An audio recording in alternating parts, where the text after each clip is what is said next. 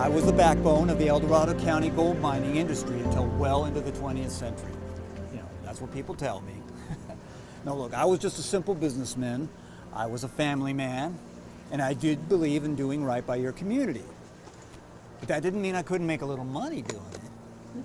Now, I came out here to California after mustering out of the Union Army, 6th Regiment, under the rank of bandmaster. You see, they saw me with a gun in my hand and decided, here's a trumpet. So, well, I'll tell you folks, the Civil War was not something to be wished upon your worst enemy. Now, when I got back to Maine, where I'm originally from, I had been working in the shipbuilding industry, but I didn't feel like that held anything for me anymore. So I set my sights on the fabled West, and I joined a wagon train heading out here to California, along with my wife, Ellen, and our 3 children, Eva, Frank, and Arthur. And we settled out here in Placerville. Now, one of the first things I did when we got here to Placerville was I purchased a small flour mill. And I didn't keep that flour mill for very long before the equipment burned out, and I was on the lookout for my next opportunity. And little did I know that that opportunity would be right next door. Now, the H.L. Hines Foundry, it was available for lease, and it was the only foundry in the vicinity. And I purchased it, and of course I renamed it the Henry Morey Foundry. And now, being the only foundry in the area was not a hardship for me, folks. Because if you needed any kind of equipment, if you needed any kind of part or anything imaginable, you either came to see me or you had to travel a fair distance. Automobiles weren't around then, folks. Sacramento was a good distance away, so I was who you came and saw.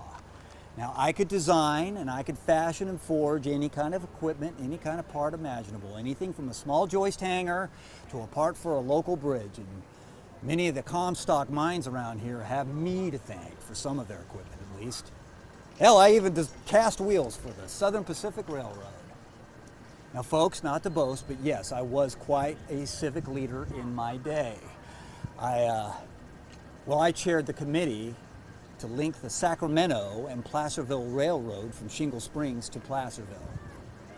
And I also served on the executive committee of the County Miners Association, and in 1870, I was elected agricultural commissioner.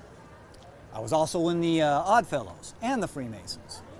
So I was a busy man. Now, something about that foundry that I purchased, folks, there was a particular young man who worked at that foundry making wheelbarrows for the local miners who would go on to make quite a big name for himself, along with his brother working in the automobile industry. And can any of you guess who that young man was? Studebaker. Yes, thank you. But, you know, that's a story for another day. We're here to talk about me. Oh, speaking of stories for another day, in 1873, the city of Placerville, folks, was broke. Now, the town had gotten itself into a number of binds around this time, and it found itself in quite a bit of debt. So,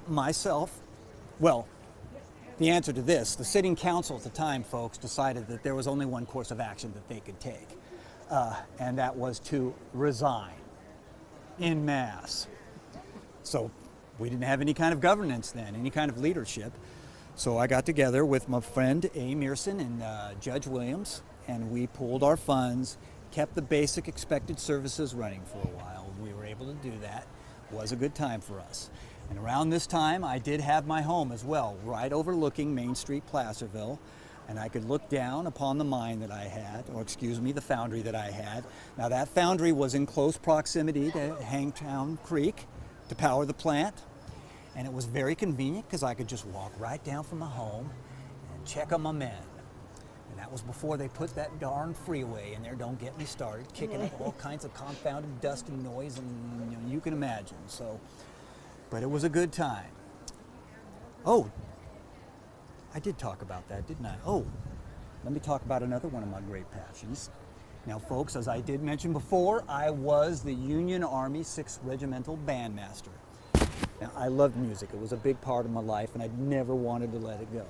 My wife Ellen and I, we sang in the choir at the Methodist Episcopal Church over here, and all of our kids learned to sing and play. And the trumpet that I played is still on display down there on the museum there on Main Street. You can see it.